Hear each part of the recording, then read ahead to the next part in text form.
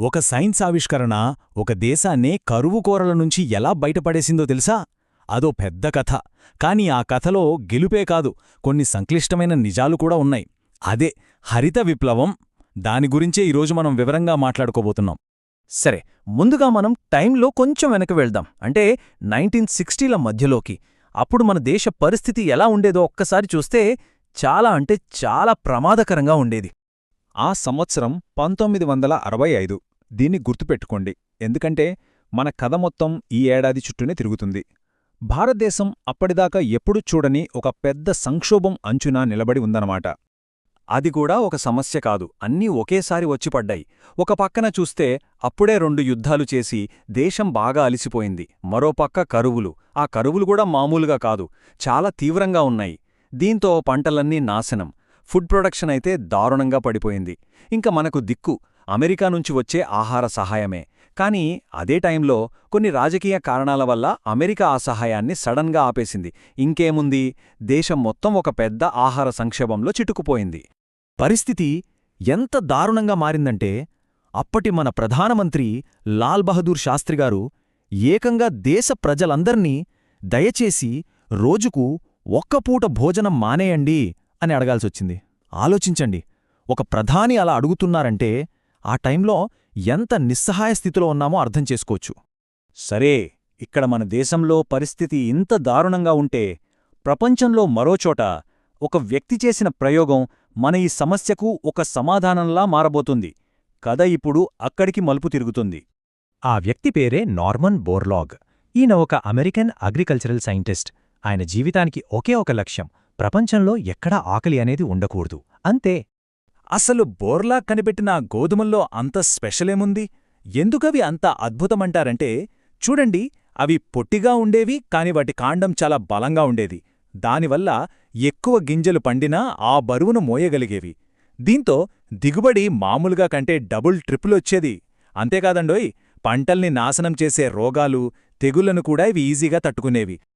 ఆయన చేసిన ఈ ఒక్క ఆవిష్కరణ ఎంతమంది ప్రాణాలను కాపాడిందో తెలుసా? ఒక్కసారి ఈ నంబర్ చూడండి. ప్రపంచవ్యాప్తంగా సుమారు 100 కోట్ల మందిని ఆకలి చావల నుంచి కాపాడారాయన. అంటే 1 బిలియన్ ప్రజలు. ఇది నమ్మలేని నిజం. ఓకే, సో ఇప్పుడు కథలో అసలైన కీలక ఘట్టం. ఈ అద్భుతమైన విత్తనం, ఈ కొత్త టెక్నాలజీ మన భారతదేశానికి ఎలా వచ్చింది? ఆ ప్రయాణం ఏమైనా సులభంగా జరిగిందా, లేకేమైనా అడ్డంకులు ఎదురయ్యాయా? చూద్దాం. అనుకున్నంత ఈజీ అయితే కాలేదు. ఈ హై ఈల్డ్ విత్తనాలని ఇండియాకి తీసుకురావడానికి చాలా కష్టపడాల్సి వచ్చింది. 1962లో మొదటిసారి టెస్ట్ చేశారు.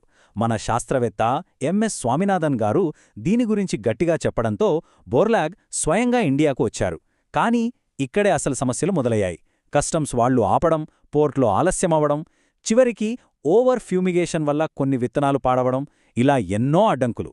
అయినా సరే పట్టు వదలకుండా ప్రయత్నించి ఫైనల్గా 1966లో 18,000 టన్నుల విత్తనాలని మనం దిగుమతి చేసుకోగలిగాం. మరి ఆ విత్తనాల ప్రభావం ఎలా ఉంది? ఒక్కసారి ఈ చార్ట్ చూడండి. 1965లో మన గోధుమ ఉత్పత్తి 12.3 మిలియన్ టన్నులు. అదే 1970 వచ్చేసరికి, అంటే కేవలం 5 ఏళ్లలోనే 20.1 మిలియన్ టన్నులకు పెరిగింది. అంటే దాదాపు డబుల్. ఇది మాటల్లో చెప్పలేని విజయం. ఇదే అత్యంత కీలకమైన పాయింట్. 1974 వచ్చేసరికి భారతదేశం ఆహార ధాన్యాల కోసం ఏ ఇతర దేశం మీద ఆధారపడాల్సిన అవసరం లేకుండా పోయింది. మనం సెల్ఫ్ సఫిషియెంట్ అయ్యాం, అంటే స్వయం సమృద్ధి సాధించాం. సరే, గోధుమల విషయంలో సూపర్ సక్సెస్ అయ్యాం. మరి మన ప్రధాన పంటైన వరి సంగతేంటి? అక్కడ కూడా ఒక ఛాలెంజ్ ఉంది. బేసిక్గా 2 రకాల వరి ఉండేవి. ఒకటి ఇండికా, ఇది పొడవుగా పెరిగి గాలికి సులభంగా పడిపోయేది. రెండోది జపోనికా, ఇది పొట్టిగా బలంగా ఉండేది. ఇప్పుడు అసలు టాస్కేంటంటే, ఈ రెండింటి మంచి లక్షణాల్ని కలిపి ఒక కొత్త రకం తయారు చేయడం. ఆ సవాలుకు దొరికిన సమాధానమే IR-8. దీన్నే అందరూ ఆసియా అద్భుతవరి అని పిలిచేవారు.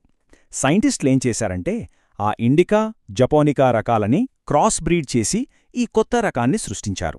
రిజల్ట్, దిగుబడి డబల్ అయింది. దీంతో గోధుమలతో పాటు వరిలో కూడా మన విప్లవం పూర్తయింది. ఇప్పటిదాకా మనం కథలో పాజిటివ్ సైడ్ చూశాం కదా, అంతా అద్భుతంగా అనిపిస్తోంది. కాని ప్రతి నాణానికి రెండో వైపున్నట్టే ఈ కథలో కూడా ఇంకో కోణం ఉంది. ఈ అద్భుతం వెనుక కొన్ని సంక్లిష్టమైన, మనం ఆలోచించాల్సిన విషయాలు కూడా ఉన్నాయి. ఫస్ట్ పాజిటివ్స్ ఏంటో క్లియర్గా చూద్దాం. 1. పంటల ఉత్పత్తి ఊహించని రేంజ్లో పెరిగింది. 2. దేశం ఫుడ్ విషయంలో సెల్ఫ్ సఫిషియెంట్ అయింది. 3. దీనివల్ల ట్రాక్టర్లు, ఎరువుల లాంటి పరిశ్రమలకు మంచి బూస్ట్ వచ్చింది. 4. రైతుల ఆదాయం, ముఖ్యంగా పెద్ద రైతుల ఆదాయం బాగా పెరిగింది. 5. ఏడాదికి ఎక్కువ పంటలు పండించడం వల్ల గ్రామాల్లో ఉపాధి కూడా పెరిగింది. అయితే దీనికి మరోవైపు కూడా ఉంది. అవే నెగటివ్స్.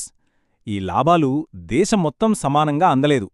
పంజాబ్, హర్యానా, ఉత్తరప్రదేశ్ లాంటి కొన్ని రాష్ట్రాలకే ఎక్కువ మేలు జరిగింది. దీనివల్ల ప్రాంతీయ అసమానతలు పెరిగాయి.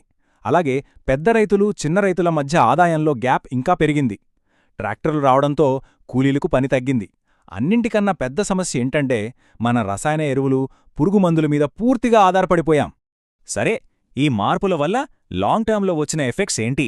ముఖ్యంగా మన పర్యావరణం మీద దీని ప్రభావం ఎలా పడిందో కొంచెం లోతుగా చూద్దాం. ఎందుకంటే ఈ పరిణామాలు మొదట్లో మనకు అంతగా కనిపించలేదు. ఈ కొత్త వ్యవసాయ పద్ధతులు పర్యావరణానికి చాలా పెద్ద నష్టం చేశాయి. ఎలాగంటే ఎక్కువ నీటిపారుదల వల్ల భూగర్భ జలాలు మొత్తం తోడేశారు. నీటిమట్టం బాగా పడిపోయింది. రసాయన ఎరువులు విపరీతంగా వాడటం వల్ల నేలసారం దెబ్బతింది.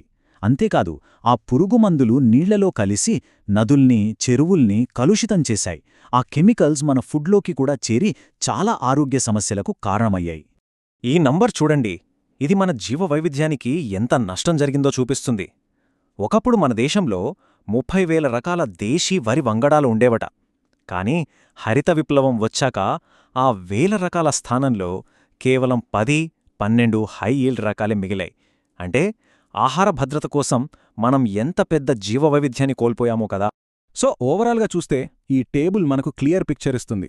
ఆర్థికంగా చూస్తే వ్యవసాయ ఖర్చులు పెరిగిపోయాయి, పప్పులు, నూనెల ధరలు పెరిగాయి.